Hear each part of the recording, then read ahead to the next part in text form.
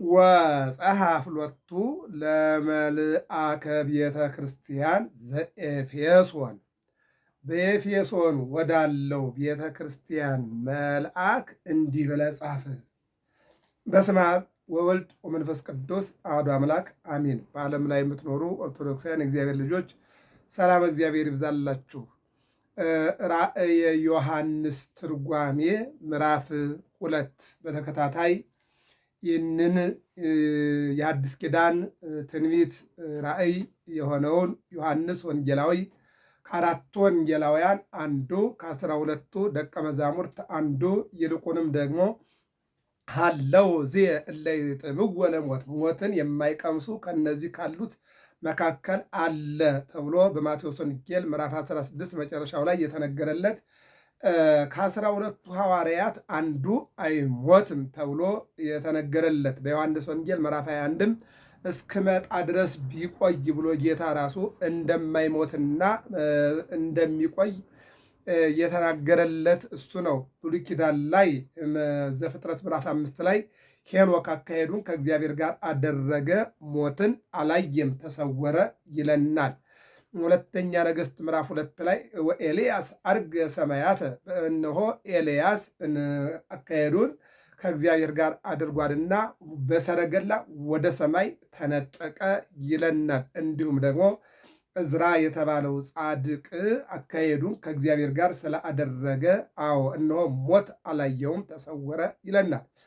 ወደ አዲስ ኪዳን ስንመጣ ደግሞ ዮሐንስ ወንጌላዊ እንዳለ ሆኖ አቡነ አረጋዊ ጻድቁ ከ9 ቅዱሳን ከሮምና ከአንጾኪያ ከመጡ 2 ባህሪ የሚል ክፉ ንጉሥ በተነሳባቸው ጊዜ አንድ ባህሪ እንጂ 2 ባህሪ የለም ብለው ስደት መርጠው ወደ ኢትዮጵያ ከመጡት አንዱ ጻድቅ እነዚህ አባት የተሰወሩ ናቸው። ሞት አላያቸውም። በሌላ መልኩ ኢትዮጵያዊ ሊቅ ቅዱስ ያሬድ የዜማው ባለጸጋ የዜማው ባለቤት እነሆ ግንቦት 11 ቀን ተሰውሯል፣ ሞት አላየውም ማለት ነው። ስለዚህ ከነዚህ ከተሰወሩና ሞት ካላያቸው መካከል አንዱ ሐዋርያው ወንጌላዊ ዮሐንስ ነው ማለት ነው። ወንጌላዊ ዮሐንስ መልአኩ እየነገረው በእስር ቤት በደሴተ ፍጥሞ ሆኖ እየጸለየ ባለበት ሰዓት ላይ የእግዚአብሔር መልአክ መጣና ይህንን ጻፍ እያለ ሲያጽፈው እንመለከታለን። እንግዲህ አሁን የደረስነው የዮሐንስ ራእይ ምዕራፍ 2 ቁጥር 1 ላይ ጀምረን ነው የምነጋገረው። እንዲህ ይላል መጽሐፍ ቅዱስ እንደወረደ በኤፌሶን ወዳለው ወደ ቤተ ክርስቲያን መልአክ እንዲህ ብለህ ጻፍ፣ በቀኝ እጁ 7ቱን ከዋክብት የያዘው በ7ቱም የወርቅ መቅረዞች መካከል የሚሄደው እንዲህ ይላል አለ። ይሄ መጽሐፍ ቅዱስ ላይ ነው። ትርጓሜው ላይ ደግሞ እንዲህ ይለናል፣ ወፈኑ ለአብያተ ክርስቲያናት 7ቱ ብሎ ነበርና ይተረትራል ማለት ይተነትነዋል፣ ይበትነዋል የሚለውን ነው። መልአክ ኤፌሶን ዮሐንስ ሁለተኛ ስሙ ደማቲር ለሱ ጻፍለት አለኝ ይልና የሚናገረው የእግዚአብሔር መልአክ ነው። የሚጽፈው ደግሞ ዮሐንስ ወንጌላዊ ነው። አሁን በቤተ ክርስቲያናችን እስመ ኆልቆ ሳብዕ ፍጹም በዕብራውያን 7 ቁጥር በዕብራውያን ዘንድ ፍጹም ነው። ለምሳሌ እግዚአብሔር ሰውን ሲፈጥረው በ7 ቁጥር ነው። 4ቱ ባህርያተ ሥጋ እሳት፣ ውሃ፣ ነፋስ፣ መሬት፣ እነዚህ 4 ባህርያተ ሥጋ ናቸው። ነባቢት የምትናገር ለባዊት የምታስተውል ሕያዊት ዘላለማዊ የሆነች ነፍስ 3ቱና 4ቱ ሲደመር 7 ነው። ከ7 ቁጥር ሰውን ፈጥሯል። ምን ማለት ነው? ፍጹም በሆነ አምላክነቱ ፍጹም የሆነ ሰውን ይልቁንም በአምሳሉ ይልቁንም ደግሞ ያከበረውን ከስነ ፍጥረት ሁሉ ያከበረውን ከ22 ስነ ፍጥረት የሚበልጠውን ሰውን ከ7 ቁጥር ፈጥሮታል ማለት ነው።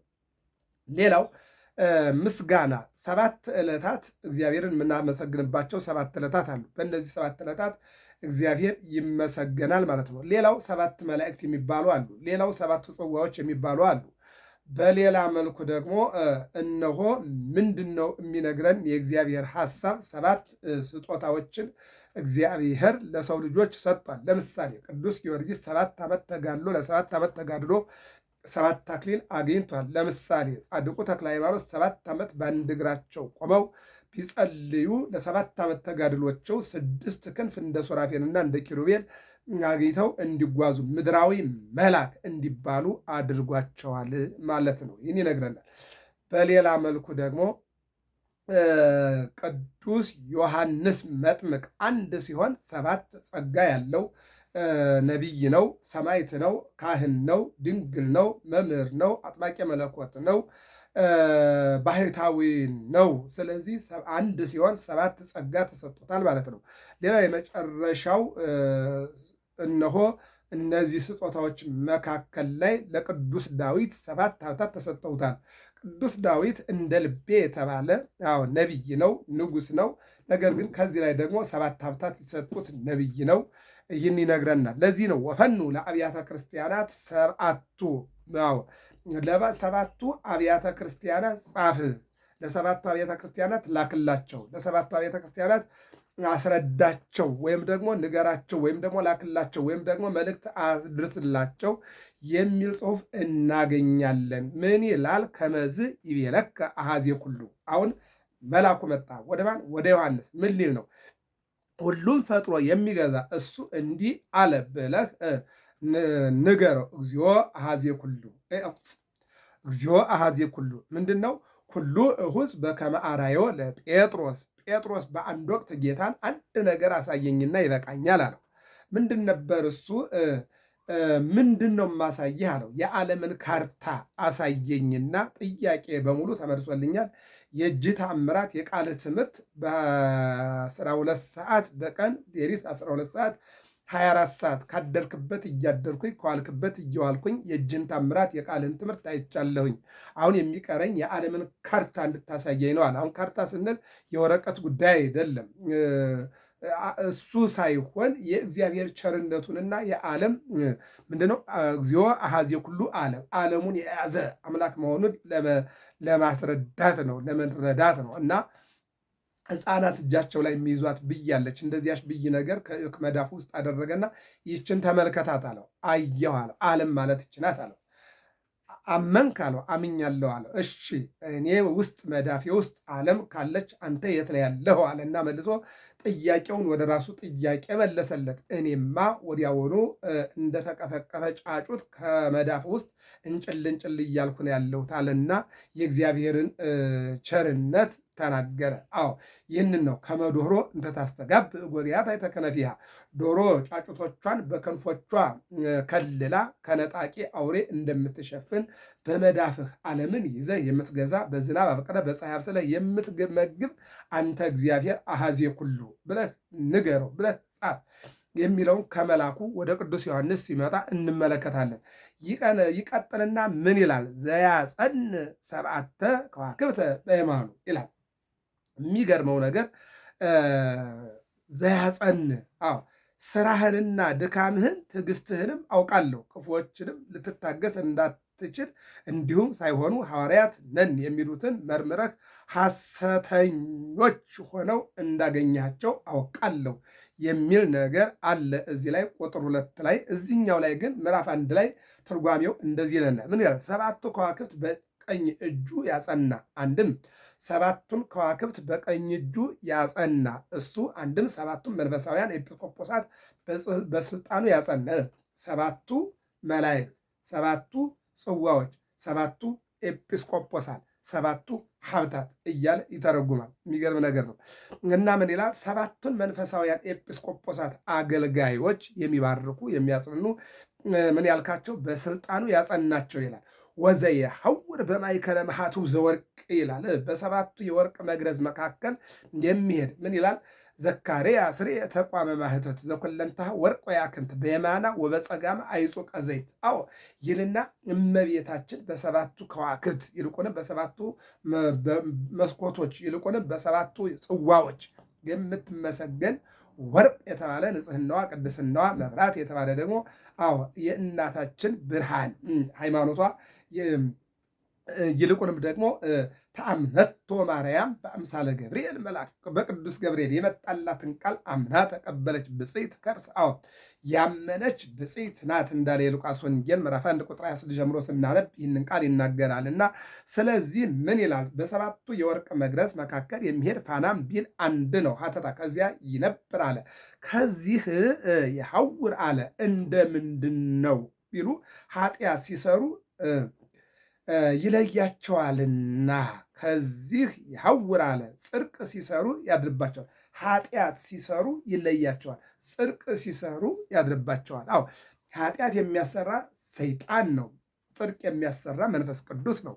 መንፈስ ቅዱስ ባለበት ሰይጣን የለም። ሰይጣን ባለበት ደግሞ መንፈስ ቅዱስ አዎ የለም። ስለዚህ መንፈስ ቅዱስ ባደረበት ሰው ሰይጣን ሊኖር አይችልም። አዎ ሰይጣን ባደረበት ሰው ደግሞ መንፈስ ቅዱስ አይኖርም። ለዚህ ነው ሰዎች ሲገሉ፣ ሲያሳድዱ፣ ሲሰርቁ የምናያቸው ሰይጣን በላያቸው ላይ ተዋህዷቸው ነው። መንፈስ ቅዱስ ያጾማል፣ ያጸልያል፣ ፍቅርና ይቅርታን፣ ሰላምን፣ ደግነትን፣ ርኅሩህነትን ያስተምራል። ስለዚህ መንፈስ ቅዱስን አድለን የሚሉ ሊቃውንቱ ለዚህ ነው ማለት ነው።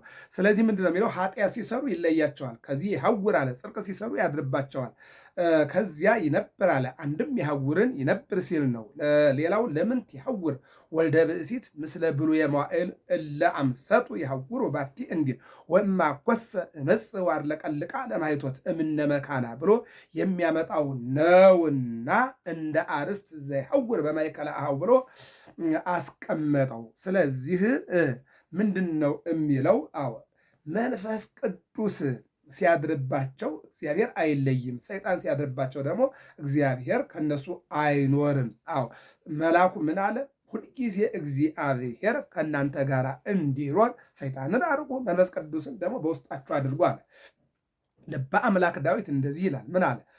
ዘልፈ ሬዮ ለእግዚአብሔር ቅድሜ ውእቱ በኩሉ ጊዜ፣ እግዚአብሔርን ሁልጊዜ በፊቴ አየዋለሁ። አለቀ። ይሄ ነው። እግዚአብሔርን ሁልጊዜ በፊቴ አየዋለሁ። አዎ ዘልፈ ሬዮ ለእግዚአብሔር ቅድሜ ውእቱ በኩሉ ጊዜ፣ ሁልጊዜ በፊቴ ነው አለ። ሁልጊዜ በፊቴ ነው። መንፈስ ቅዱስ አቀበ እምከርሰማ፣ እመቤታችን ድንግል ማርያም መንፈስ ቅዱስ ከእናቷ ማኅፀን ጀምሮ መረጣት። መንፈስ ቅዱስ አነጻ ይልና መንፈስ ቅዱስ ስጋዋን ከፈለ፣ መለኮት መጣና በማኅፀኗ ከደሟ ከስጋዋ ተቀላቀለ ወይም ተዋሃደ ይባላል። ተዋሃደ፣ ስጋና መለኮት ተዋህደው አምላክ ሰው፣ ሰው አምላክ ሆነ የሚለውን ይተረጉማል ማለት ነው። ስለዚህ ሰው ሁልጊዜ መንፈስ ቅዱስ በውስጡ እንዲያድር ሰይጣን እንዲርቅለት መጸለይ ያስፈልጋል፣ ማንበብ ያስፈልጋል፣ መጾም ያስፈልጋል፣ መስገድ ያስፈልጋል። ይህ ሲሆን መንፈስ ቅዱስ በውስጣችን ያድራል፣ ሰይጣን ይርቃል። ለዚህ ነው ያዕቆብ ምን ይላል? ኦሆ በልወ ለእግዚአብሔር ቢበልወ ለሰይጣን ለዲያብሎስ ይላል። እግዚአብሔርን እሺ በሉት፣ ሰይጣንን ግን እምቢ በሉት። እግዚአብሔርን እነሆ ና አዎ ባርከን እያላችሁ ጠይቁ፣ ሰይጣንን ግን ከፊታችሁ አርቁት፣ አስወግዱት ይላል። ስለዚህ ሰይጣንን ማራቅ የክርስቲያኖች ትልቅ ጸጋ ነው ማለት ነው። ይህን ይናገራል። ቁጥር 2 ርኢኩ ግብረከ ወጻማከ ወትዕግሥተከ። ያው ለዚህ ነው ምን አለ መጽሐፍ ቅዱስ ላይ እንደወረደ ሲተረጎም ስራህን፣ ድካምህን፣ ትዕግስትህንም አውቃለሁ ክፉዎችንም ልትታገስ እንዳትችል እንዲሁም ሳይሆኑ ሐዋርያት ነን የሚሉትን መርምረህ ሐሰተኞች ሆነው እንዳገኛቸው አውቃለሁ ይላል። ይህ አሁን መጽሐፍ ቅዱስ ቀጥታ ከግዕዝ ወደ አማርኛ ሲተረጎም ነው። ወደ ትርጓሜው ስንሄድ ደግሞ እንደዚህ ይላል። ስራህን፣ ድካምህን፣ መከራውን፣ መታገስህን አውቃለሁ። አየው እግዚአብሔር ሁሉን ነገር ያውቃል። ይቀጥልና ወከመ ኢትክል ጸዊሮቶሙ ለእኩያን እለ ይብሉ ርእሶሙ ሐዋርያተ ወይኮኑ ወረከብካሆሙ ከመ ሐሰው ሳይሆኑ ሐዋርያት ነን የሚሉትንም መታገስ ዝም ማለት እንዳይቻልህ አውቃለሁ፣ በሐሰት ነን ይላሉ እንጂ። አንደኛ ዮሐንስ 4:2 ላይ ምን ይላል? መንፈስን መርምሩ ይላል። መንፈስ ቅዱስን ገንዘብ አድርጉ፣ እርኩስ መንፈስን አርቁ ይልና በዚህ ባለንበት ዘመን የማቴዎስ ወንጌል ምዕራፍ 24 ላይ ሐዋርያ ነን እያሉ ሐዋርያ ሳይሆኑ የሐሰት ነቢያት ሆነው የእውነት ነቢያት ነን የሚሉ ይልቁንም ደግሞ አዲስ ሃይማኖት ይዘው መጠው እኔ ክርስቶስ ነኝ እስከ ማለት ድረስ ይልቁንም ክርስቲያኖችን ከበረት አውጥተው ወደ ሌላ በረት እስከ መውሰድ ድረስ እና ምልክት እስከ ማድረስ ድረስ የሚደርሱ እነሆ ሳይሆኑ ሆነዋል፣ ሳይካኑ ተክነናል፣ ሳይማሩ ተምረናል እያሉ የሚያጭበረብሩ ሰዎች እንደሚመጡ አስቀድሞ ዮሐንስ ወንጌላዊ ከመናገሩ በፊት በወንጌል በማቴዎስ ወንጌል ምዕራፍ 24 ጌታ ራሱ በታላቁ ተራራ ለሐዋርያት ነግሯቸዋል። ይሄ የምታዩት ህንፃ እነሆ ይፈርሳል። ህንፃ አይደለም፣ የሰው ልጅ ይፈርሳል፣ ወዳልነበረበት ይመለሳል። እምኀበ አልቦ ኀበቦ፣ ካለመኖር ወደ መኖር የመጣው ዓለምም ወደ አለመኖር ይመለሳል እያለ ተናግሮ ነበርና ዮሐንስ በራእዩ ደግሞ ምን አለ? ይህን ነው የሚናገረው። ሐዋርያ ሳይሆኑ ሐዋርያ፣ መምህር ሳይሆኑ መምህር፣ ካህን ሳይሆኑ ካህን ነን እያሉ ነቢይ ሳይሆኑ የሐሰት ነቢዩ ነው ሳለ የእግዚአብሔር ነቢያት ነን የሚሉ ብዙዎች ይመጣሉና ወዘአዝለፈ ትዕግሥቶ ውእቱ ይድኅን፣ ራሱን የጠበቀ አንድም እስከ መጨረሻው የታመነ እሱ ይድናል ብሎ ተናግሮ ነበርና ዮሐንስ ወንጌላዊ በራእዩ ይንደገመው ምን አለ? ሐዋርያት ሳይሆኑ ሐዋርያት ነን የሚሉትንም መታገስ ዝም ማለት እንዳይቻል አውቃለሁ። በሐሰት ነን ይላሉ እንጂ እነሱ ግን ሐዋርያ አይደሉም። የአጭበርባሪዎች የሚያጭበረብሩ ለሐሰት የተላኩ የትንቢት ፍጻሜ አንድም የትንቢት መፈጸሚያ ናቸው የሚለውን ዮሐንስ እንግዲህ እንደተነጋገርነው ሶስት ነገር ነው። አንደኛ አሁን የሚሆነውን፣ ሁለተኛ ቀጥሎ የሚሆነውን፣ ሶስተኛ ደግሞ በመጨረሻ የሚሆነው ሁሉንም አሁን ላይ እንዳለ አድርጎ እግዚአብሔር ያሳየው ነበር። አያችሁ፣ ለዚህ እኮ ነው ዕንባቆም ምን አለ? ቀራንዮ ሩቅ ሆኖ ሳለ አለ ስትሰቀል በቅርብ አየሁ አለ። ቤተልሔም በጣም ሩቅ ሆኖ ሳለ ግን ቤተልሔም ላይ ስትወለድ አሁን አየሁ አለ። እውነቱ ነው፣ ተመለከቱ።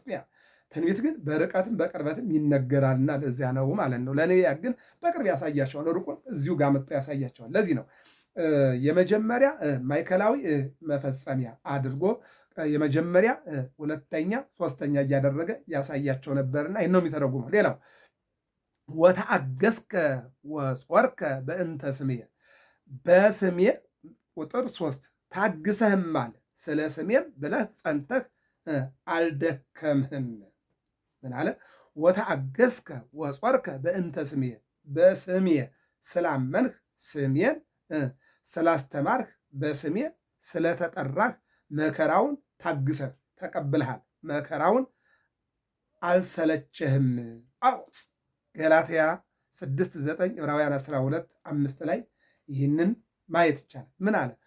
በስሜ ስላመንህ፣ ኢየሱስ በሚለው አልፋና ኦሜጋ በሚለው መድኃኔ ዓለም በሚለው በዚህ በስሜ ስላመንህ፣ ስሜን ስላስተማርህ። ምንድን ነው ያለው ቅዱስ ጳውሎስ የሐዋርያት ሥራ ምዕራፍ 9 ላይ ቤተ ክርስቲያን ሊያቃጥል፣ ክርስቲያኖችን ሊያሳድድ፣ መጻሕፍትን ሊያቀጣጥል ሲጓዝ ግብተ በረቀ መብረቅም ሰማይ ወይቤሎ፣ በድንገት መብረቅ ብልጭ አለ። ጳውሎስ ሳውል ነው፣ የዚያን ጊዜ ደነገጠ። በዚያ በመብረቅ ውስጥ ምን መጣ? ድምፅ መጣ። ሳውል ሳውል ለምን ታሳድደኛለህ አለው ይላል። ድምፅህን እሰማለሁ ነገር ግን አላይህም፣ አንተ ለመሆኑ ማነህ አለና ሲጠይቅ አንተ የምታሳድደኝ የናዝሬቱ ኢየሱስ ነኝ። አገልጋዮችን በዋሉበት እንዳያድሩ ባደሩበት እንዳይውሉ የምታደርግ አንተ። ይህ ድምፅ ሰይፍ ነው፣ ይቆርጣል። ሰይፍን ብትረገጠው ይቆርጣል እንጂ እግርህ ሰይፉን አይቆርጠውም። ስለዚህ ይህን ቃል አልፈዋለሁ ብትል ትወድቃለህ እንጂ አታልፍምና ተመለስ። ይልቁንም ከመ ትጹር ስሜ በውስተ አሕዛብ፣ በአሕዛብ መካከል ስሜን ትሸከማለህ፣ ያፈርክበትን ስም ትናገረዋለህ፣ ትመሰክራለህ አለና ስሙን እንዲሸከም አደረገው ይላል። ለዚህ ነው በስሜ ስላመንክ፣ ስሜን ስላስተማርክ፣ በስሜ ስለተጠራህ መከራውን ታግሰህ ተቀብለሃል፣ መከራውን አልሰለችህም አለ። እነ ቅዱስ ጳውሎስ እየተገረፉ እየታሰሩ አንገታቸውን በሰይፍ እየተቀለቡ፣ እነ ቅዱስ ጴጥሮስ እየተገረፉ ተዘቅዝቀው እየተሰቀሉ፣ እነ ቅዱስ ጊዮርጊስ 4 ጊዜ እየሞቱ፣ ይልቁንም ደግሞ አንድ ጊዜ በመጋዝ እየተሰጠቀ፣ አንድ ጊዜ በሰይፍ፣ አንድ ጊዜ በጅራፍ፣ አንድ ጊዜ በሙቀጫ፣ አንድ ጊዜ በእሳት፣ አንድ ጊዜ በተለያየ ነገር እየተቆራረጠ በመጋዝ በሰይፍ በመጥረቢያ በቢላ፣ እነዚህ ሁሉ የሞት መሳሪያዎች በነ ቅዱስ ጊዮርጊስ ላይ ተፈራርቀዋል። ይህን ነው ግን ምንድን ነው ታግሰሃል አለ። አየው እምነት እንደ አብርሃም፣ ትዕግስት እንደ ኢዮብ፣ ጽናት እንደ ኢያሱ ይላል። አዎ አብርሃም እግዚአብሔርን አምኖ ተከትሎ የተጓዘ ጻድቅ ነው። ኢያሱ ደግሞ ከሙሴ ቀጥሎ የጸናና ያጸና ያሻገረ ነው። ኢዮብ ደግሞ ንብረቱ ሲያልቅ፣ ሀብቱ ሲያልቅ፣ ልጆቹ ሲሞቱ፣ ሰውነቱ በቁስል ሲመታ ጓደኞቹ እንዲክድ ቢመክሩት፣ ሚስቱም ደግሞ እንደዚሁ ደክማ ብትነግረው አዎ ራቅየ ወጻእኩም ከርሰ እምየ ወራቅየ እትመየጥ ውስተ ማኅፀነ ምድር። አዎ ከእናቴ ማኅፀን ራቁቴን እንደመጣሁኝ ወደ ምድር ማኅፀን ራቁቴን እስከምመለስ ድረስ በሚያልፍ ነገር የማያልፈውን እግዚአብሔርን አልክደውም ብሎ እስከ መጨረሻ የጸና ነው ማለት ነው። ይህን ነው የሚናገረው። ምን አለ? ታግሰሃል። አዎ ይልቁንም ደግሞ ምን ብለሃል? ጸንተሃል የሚለውን ይተረጉማል ማለት ነው። ይህን ነው ይቀጥልና አዎ ቁጥር 4 ላይ ወባህቱ ቦ ዘአሃየሰከ ይላል። ዳሩ ግን የምነቅፍብህ አዎ ዘአሃይሰከ ወባህቱ ቦ ዘአሃይሰከ ምንድን ነው? ዳሩ ግን የምነቅፍብህ ነገር አለኝ የቀደመውን ፍቅርህን ትተሃልና። ቁጥር 4 ዳሩ ግን የምነቅፍብህ ነገር አለኝ የቀደመውን ፍቅርህን ትተሃልና። አዎ በዚሁ አልነቅፍህም በሌላ እነቅፍሃለሁ ማለቱ ነው። ምን አለ? ከኋላ ባሉት ነገሮች አለ ነገር ግን አለ የምነቅፍብህ አለኝ በዚህ አልነቅፍህም በሌላ እነቅፍሃለሁ ሲለው ነው። አንድም ሲነግረው ነው። እስመ ኀደገ አፍቅሮተከ ዘቀዲሙ ምን ማለቱ ነው? የቀደመ ስራህን ትተሃልና የቀደመ ስራህን ትተሃልና። ቀጠለ ምን አለ? ስራው ምንድን ነበር ቢሉ አልታወቀም። አንድም ታውቋል፣ ምጽዋት ነበረ። በማቴዎስ ወንጌል ምዕራፍ 6 ላይ ለአንድ ክርስቲያን 4 ነገሮች ተሰጠውታል። ምጽዋት፣ ጸሎት፣ ጾም፣ ስግደት። እነዚህ ምን አለ? ስራህን ትተሃልና ጸሎትህን ትተሃልና። ጸሎት ምንድን ነው? ከእግዚአብሔር ጋር መነጋገር። ከእግዚአብሔር ጋር መነጋገርህን ትተሃልና። ምጽዋት ምንድን ነው? እነሆ መኖርክን የምታውቅበት ህይወት ነው። ሰው ከአንደበቱ፣ ሰው ከአይምሮ፣ ሰው ከገንዘቡ፣ ሰው ከዕድሜው በዕድሜው ብዙ በጎ ነገርን ያደርጋል። ስለዚህ ምጽዋት ማለት በጎ ቃል ማለት ነው። በጎ ቃል ትልቅ ምጽዋት ነው። ምጽዋት ማለት አዎ እነሆ ስጦታ ነው። ስጦታ ትልቅ አዎ ምጽዋት ነው እና ይህን ትተሃልና። ጸሎት ማለት ከእግዚአብሔር ጋር በጊዜውም ያለ ጊዜውም እመኒ እንዘ ትነውም አለ ሙሴ ስትተኛ፣ ወእመኒ እንዘ ትነሳ ስትነሳ፣ ወእመኒ እንዘ ትሐውር ስትጓዝ፣ ወእመኒ እንዘ ትነብር ስትቀመጥ ይትርሳ ተዘክሮተ እግዚአብሔር አምላክከ። እግዚአብሔርን አንድም የእግዚአብሔርን ቃል ከመጥራት ዝም አትበል። ከዚህ ነው ጸሎትህን ትተሃልና። ነገር ግን የምነቅፍብህ አለኝ በዚህ አልነቅፍብህም በሌላ እነቅፋለሁ ካለ በኋላ የቀደመ ስራህን ትተሃልና። ስራው ምንድን ነበር ቢሉ አልታወቀም። አንድም ታውቋል፣ ምጽዋት ነበረ፣ የተወበት ምክንያት አልታወቀም ይልና ቁጥር 5 ላይ ወተዘከር በይነ ምንት ወደቀ ይላል። ምንድን ነው የሚለው? ቁጥር 5 ላይ እንግዲህ ከወዴት እንደወደክ አስብ፣ ንስሐም ግባ፣ የቀደመውንም ስራህን አድርግ፣ አለዚያ እመጣብሃለሁ። ንስሐ ባትገባ መቅረዝህን ከስፍራው እወስዳለሁ። ይሄ እንደወረደ መጽሐፍ ቅዱስ። ቁጥር 5 ላይ እንግዲህ ከወዴት እንደወደክ አስብ፣ ንስሐም ግባ፣ የቀደመውንም ስራህን አድርግ፣ አለበዚያ ግን እመጣብሃለሁ። ንስሐ ባትገባ መቅረዝህን ከስፍራው ምን አላለሁ? እወስዳለሁ። ይህ ነው የሚናገር። ስለዚህ እግዚአብሔር መቅረዛችን እንዳይወስድብን ጥንቃቄ ይጠይቃል የሚለውን ነው የሚያስተምረው። ይህም ያለው ማነው? ቅዱስ ጳውሎስ ነው። ቁጥር 5 ላይ ምን ይላል? እስኪ ከመጽሐፍ ቅዱስ እንደወረደ እናንበው። እንግዲህ ከወዴት እንደወደክ አስብ፣ ንስሐም ግባ፣ የቀደመውን ስራህን አድርግ፣ አለዚያ እመጣብሃለሁ። ንስሐም ባትገባ መቅረዝህን ከስፍራው እወስዳለሁኝ ይላል። ይሄ እንደወረደ ሲተረጎም ነው። ወተዘከር በይነ ምንት ወደቀ ያለውን ነው እየተረጎመ ያለው። ምንድነው? አስተውል፣ ምጽዋቱን ለምን ተውህ? ያስለመድከው ለምን ተውክ? ይቀደመ ስታደርገ የነበረው ወደኋላ ለምን ተውከው? ለምን ረሳው ነው የሚለው። ይቀጥልና ምጽዋት አያጸድቅም አሉህን? ገበሬ ከዕርበተ ፀሐይ በፊት ስራውን ይፈታልን? እንደዚህ እስከ ሞት አስቀድመህ ምጽዋቱን ለምን ተውህ? ገበሬ የዘራውን ሳያለብስ ይልቁንም ደግሞ ፀሐይ ሳይገባ በፊት ገበሬ ስራውን ይተዋልን? አንተም ቢሆን ሞት ሳይመጣ እንዴት ምጽዋትን ትተዋለህ? መመጽወት ግን እንዴትስ ደግሞ እነሆ ስግደትን ትተዋለህ? እንዴትስ ደግሞ ጸሎትህን ትተዋለህ? ሰው እስከሚሞት ድረስ ይጸልያል፣ እስከሚሞት ድረስ ይመጸውታል፣ እስከሚሞት ድረስ ይጾማል፣ እስከሚሞት ድረስ ይሰግዳል። ሲጠራ ግን ሁሉም ይቀራል፣ የማይቀር የለም። ስለዚህ የቀደመ ስራህን ትተሃልና እመጣብሃለሁ ነው እንጂ ጽዋህን አነሳለሁ። ምንድን ነው ነስህ እንከ ተው ተመለስ። ይህን ቃል ነው የሚናገረው 6 ላይ ነገር ግን ይህ አለህ እኔ ደግሞ የምጠላውን የኒቆላውያንን ስራ ጠልተሃልና ብሎ ያመጣዋል። በአጭሩ ግን ሰው እስከሚሞት ድረስ የጀመረውን ነገር ማቋረጥ እንደሌለበት ቅዱስ ወንጌል ይናገራል። ወእመ አኰሰ እመጽእ ወአድለቀልቃ፣ አዎ እነሆ እመጣለሁ አለ። ማን ነው? እግዚአብሔር። እኔን ስመጣ ወአድለቀልቃ ለማኅቶትከ እምነ መካና እመ ኢነሣእከ፣ ያለዚያ ግን ባትመለስ እመጣብሃለሁ። ወከመ ቀዲሙ ግብርከ እምኢገበርከ፣ እንደ ቀደመው ስራህን ባትሰራ በመዓት መጥቼ ሕዝቡን ከኤፌሶን አጠፋቸዋለሁ። ሀተታ ሕዝቡ ቢጠፉ እሱ ምን ይጎዳል ቢሉ ሕዝቡ ከጠፉ በማን ላይ ይሾማል ብሎ ማለት ነው።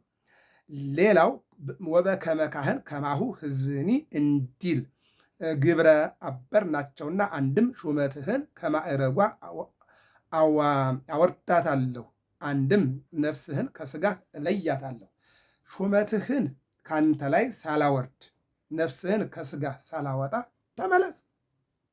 መቅረዝ ሳይሰበር ሕይወትህ ሳይቋረጥ በንስሐ ተመለስ። ንስሐ ራስን ማየት፣ ራስን ፈልጎ ማግኘት፣ ራስን እነሆ ወደ ነበሩበት ተመልሶ ማግኘት ነው ማለት ነው ንስሐ። ስለዚህ ንስሐ ግባ። በነገራችን ላይ ንስሐ ቅዱስ ጴጥሮስ ንስሐ ገባ፣ ወደ ነበረበት ተመለሰ። ቅዱስ ዳዊት ንስሐ ገባ፣ በንስሐ እግዚአብሔር ይቅር ብሎታል ማለት ነው። ስለዚህ በንስሐ ተመለስ እያለ ነው የሚነግረው። ይህን ይልና ወዝንቱሰ ብከ፣ ይህን ግን ይዘሃል አለ። ቁጥር 6 ላይ ያለ ቃል ነው። ነገር ግን ይህ አለ እኔ ደግሞ የምጠላውን አስወግድ፣ ያለህን አለህ የምጠላውን አስወግድ ይልና እኔን እንድጠላ የኒቆላውያንን ግብር ትጠላለህና።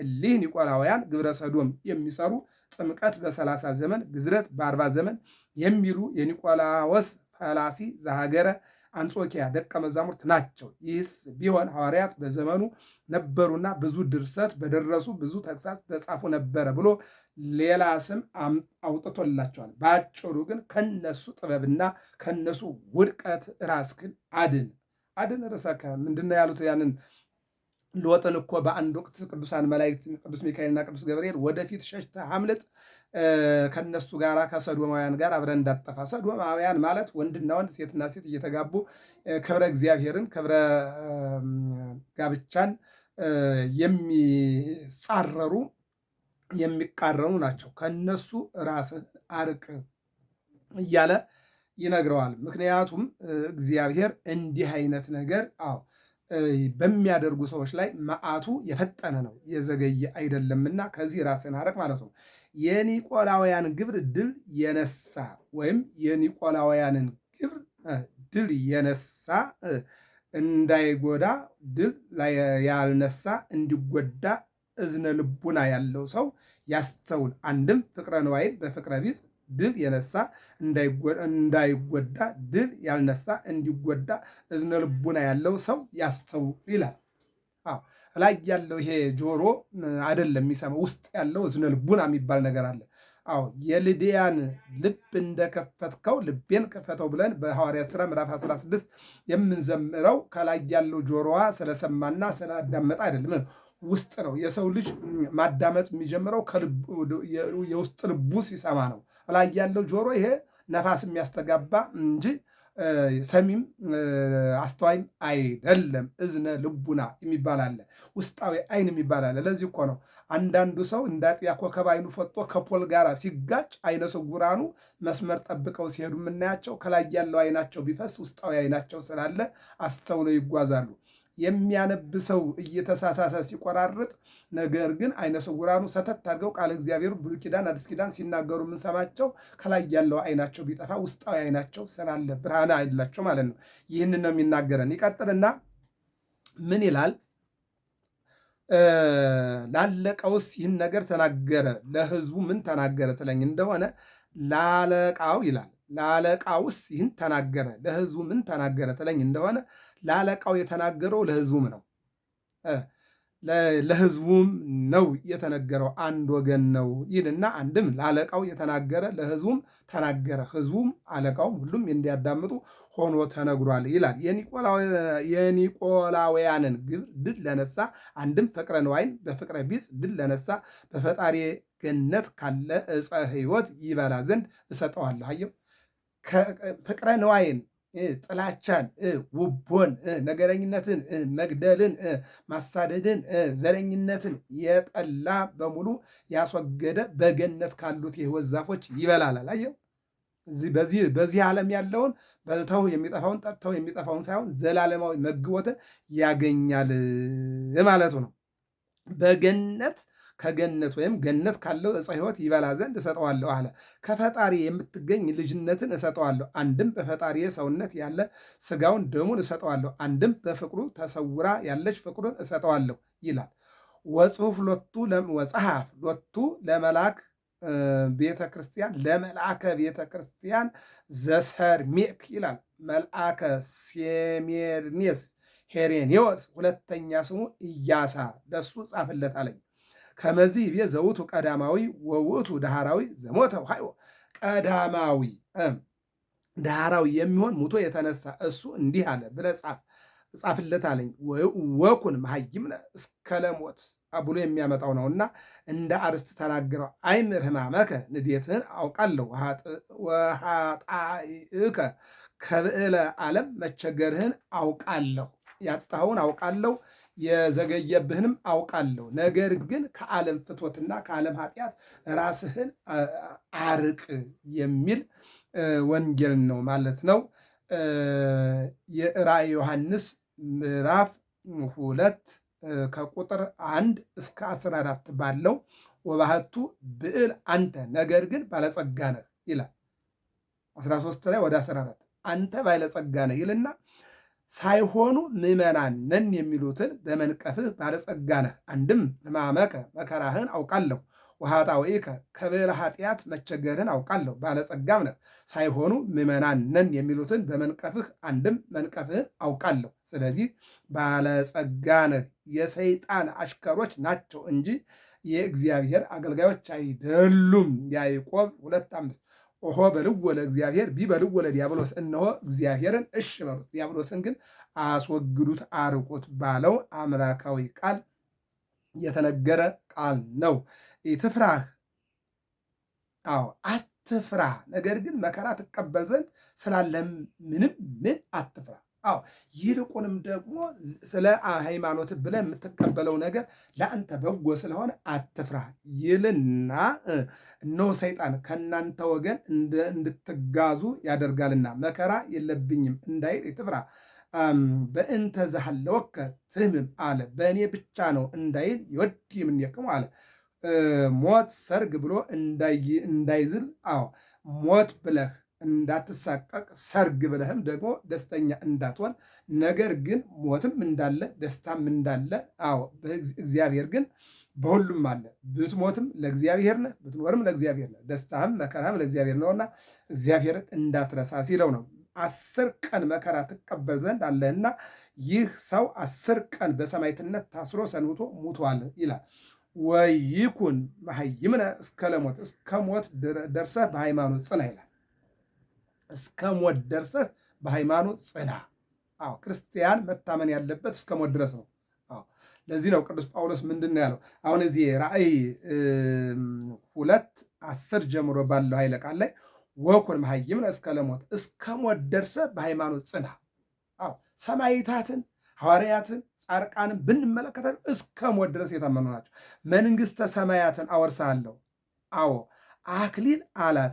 የብዕለ ሥጋ ፍጻሜ ዘውድ እንደሆነ የብዕለ ነፍስም ፍጻሜ መንግሥተ ሰማያት ናትና የብዕለ ሥጋ ፍጻሜ ምንድን ነው?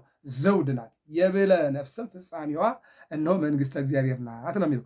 ዘቦ እዝን ሰሚዐ ለይስማ፣ ክህደትን በሃይማኖት ፍርሃትን በጥብዓት ድል የነሳ እንዳይጎዳ፣ ድል ያልነሳ እንዲጎዳ እዝነ ልቡና ያለው ሰው ያስተውል። ማስተዋልን ለሁላችንም እግዚአብሔር ያድለን። ምን ይላል? ምንተ ይቤ መንፈስ ቅዱስ ለአብያተ ክርስቲያናት፣ ለአለቃውስ ይህን ተናገረ ለሕዝቡ ምን ተናገረ ትሉኝ እንደሆነ ለአለቃው የተናገረው ለሕዝቡ የተነገረው ነው። ወዘሰሙዐ ኢይመውት ዳግመ ሞተ፣ ለአለቃው የተናገረው ለሕዝቡም ክህደትን በሃይማኖት ፍርሃትን በጥብዓት ድል የነሳ ዳግመኛ አይሞትም።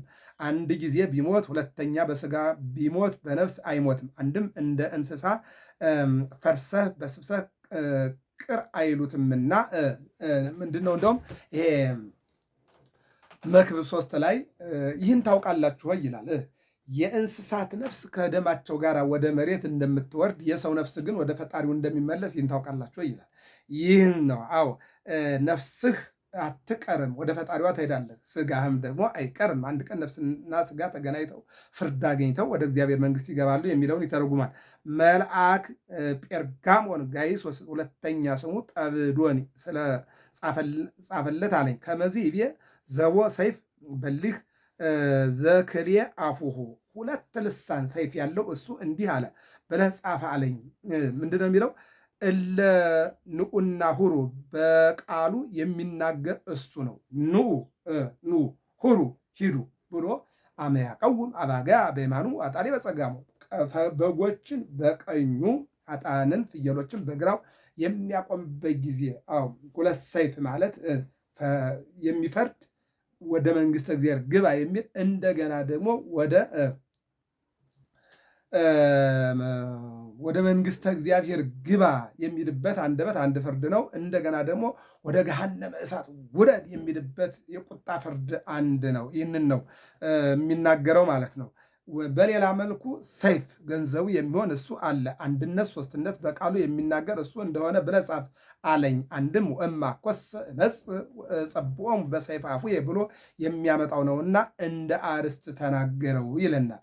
እንደ ስጋህን ለጸሎት እንደ ቃልህን ለትምህርት ያኖርባቸው ሰዎች የሰይጣን ማደሪያ እንደሆኑ አውቃለሁ። አንድም እንደ ስልጣንህ በግዝት በማኖርህ የሰይጣንን ማደሪያ ለማፍረስ እንደሆነ አውቃለሁ። ስለዚህ ስራህንም ምግባርህንም አውቃለሁ። በጎ ነገርህን እመለከታለሁ፣ ደካማ ጎንህን ደግሞ አስወግዳለሁ። ስለዚህ ይህን ጻፍ እያለ ያጽፈው ነበር ይላል።